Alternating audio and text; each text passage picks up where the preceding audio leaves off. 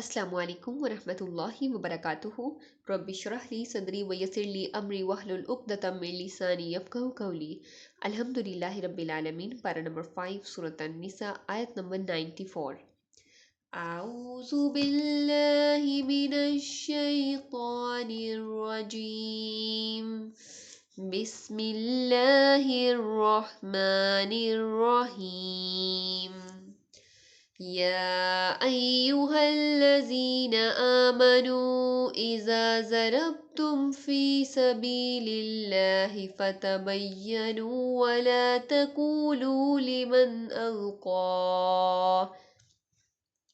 لمن ألقى إليكم السلام لست مؤمنا تبتغوا عرض الحياة الدنيا فعند الله مغانم كثيرة كذلك كنتم من قبل فمن الله عليكم فتبينوا ان اللہ کان بما تعملون خبیرا۔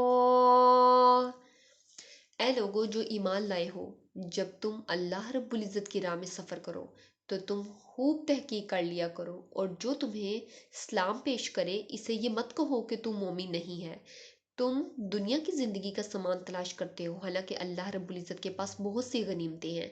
اس سے پہلے تم بھی ایسے ہی تھے، تو اللہ رب العزت نے تم پر احسان کیا، بس تم خوب تحقیق کر لیا کرو۔ جو بھی تم کرتے ہو اللہ رب العزت ہمیشہ سے اس سے باخبر ہے۔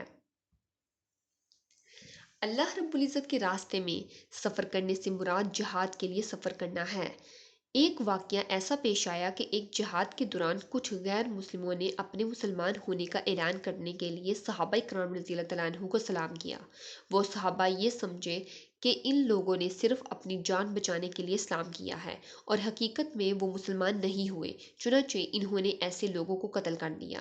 اس پر یہ آیت نازل ہوئی جس میں یہ اصول بیان کر دیا گیا کہ اگر کوئی شخص ہمارے سامنے اسلام لائے اور اسلام کے تمام ضروری عقائد کا اقرار کر لے تو ہم اسے مسلمان ہی سمجھیں گے، اور اس کے دل کا حال اللہ رب العزت پر چھوڑ دیں گے کہ آیا کہ وہ جھوٹ بول رہا ہے یا وہ سچا ہے، وہ اللہ رب العزت کے اوپر یا اللہ رب العزت کے سپرد کر دیں گے۔ لیکن یہ سمجھ لینا چاہیے کہ آیت کا مطلب یہ ہرگز نہیں ہے کہ اگر کوئی شخص کھلے کھلے کفریہ عقائد رکھتا ہو تو صرف السلام علیکم کہہ دینے کی بنا پر اسے مسلمان سمجھا جائے گا۔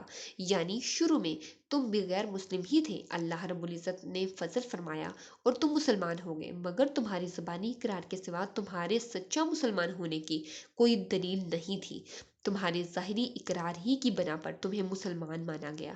اٹس مین جو لوگ تھے وہ تمہارے ظاہری اقرار کی بنا پر ہی تمہیں مسلمان ماننے لگے، لیکن اللہ رب العزت جانتے ہیں کہ کون سا مسلمان سچا ہے، یہ اس لیے یہ تمام معاملات اللہ تعالیٰ کے سپرد کر دینے بہتر ہیں۔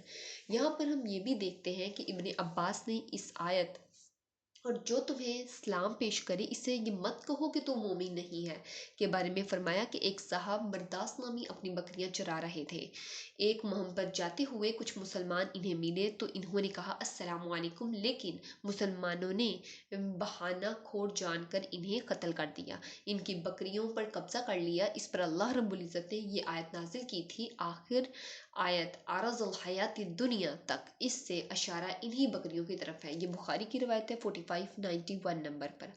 دیکھیں اللہ رب العزت فرماتے ہیں اے لوگوں جنہوں نے اللہ تعالیٰ اور اس کے رسول صلی اللہ علیہ وآلہ وسلم کی تصدیق کی، اس کے احکامات مانے، اس کے نواہی کو ترک کیا، جب تم اسلام کی سربلندی اور کلمہ حق کی بڑائی کے لیے دشمن سے مقابلے کے لیے نکلو اور تمہارے لیے کسی کا قتل متشابہ یعنی کہ تمہیں شک ہو کہ یہ کافر ہے یہ مسلمان، تمہیں ابھی کنفرمیشن نہ ہو بلکہ تم شک میں ہو، تو اچھے طریقے سے پہلے تصدیق کر لیا کرو، اچھے طریقے سے پہلے جان پڑتال کر لیا کرو کہ یہ آیا کہ واقعی ہی کافر ہے، اس کے بعد تم قتل کرو۔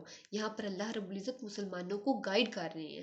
یہاں پر ہم یہ بھی دیکھتے ہیں کہ اس آیت میں تحقیق کا حکم سفر کے ساتھ اس لیے متعلق رکھا گیا کہ یہ سفر جہاد میں پیش آیا تھا، ورنہ تحقیق کا حکم سفر اور حضر دونوں میں ہوتا ہے۔ ضروری ہے کہ عام روٹین میں بھی اور سفر کی حالت میں بھی آپ دونوں سچویشن میں تحقیق لازمی کر لیا کریں۔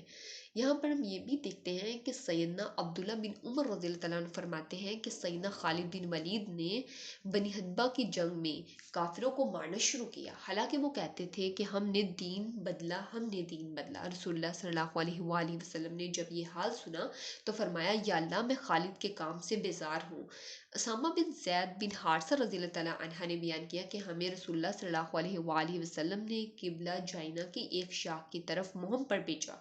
बयान किया कि फिर हमने इन लोगों को सुबह के वक़्त जा लिया और इन्हें शिकस्त दे दी। रावी ने बयान किया कि मैं और किबला इंसार के एक साहब किबला जाइना के एक शख्स तक पहुंचे। जब हमने इसे घेर लिया तो इसने कहा कि ला इलाहा इल्लल्लाह। इंसारी सहाबी ने ये सुनते ही हाथ रोक लिया, लेकिन मैंने अपने नेज़े से इसे कत्ल कर दिया। रावी ने बयान किया कि जब हम वापस आए तो इस वाक़ये की खबर नबी सल्लल्लाहु अलैहि वसल्लम को मिली। बयान किया कि जब आप सल्लल्लाहु अलैहि वसल्लम ने मुझसे फरमाया, उसामा, क्या तुमने कलमा ला इलाहा इल्लल्लाह का इकरार करने के बाद इसे कत्ल कर डाला? मैंने अर्ज़ किया, या रसूलल्लाह, इसने सिर्फ जान बचाने के लिए इकरार किया था। आप सल्लल्लाहु अलैहि वसल्लम ने फरमाया, क्या तुमने ला इलाहा इल्लल्लाह का इकरार करने के बाद कत्ल कर दी? बयान किया कि नबी सल्लल्लाहु अलैहि वसल्लम इस जुमले को इतनी दफ़ा दोहराते रहे कि मेरे दिल में ये ख्वाहिश पैदा हुई कि काश मैं इससे पहले मुसलमान ना हुआ होता, कि मैं उसे कत्ल ना करता, मैं पहले जान पड़ताल कर लेती। ये सही बुखारी की रवायत है 6872 नंबर पर। रसूलुल्लाह सल्लल्लाहु अलैहि वसल्लम ने फरमाया, तीन चीज़ें ईमान के तकाज़ों में से हैं। एक ये कि जो शख्स कलमा इस्लाम पढ़ ले, इसकी तरफ से ज़बान और हाथ को रोक लिया जाए। दूसरा ये कि किसी गुनाह की वजह से काफिर ना कहा जाए, यानी किसी अमल की वजह से इस्लाम से उसे खारिज ना किया जाए।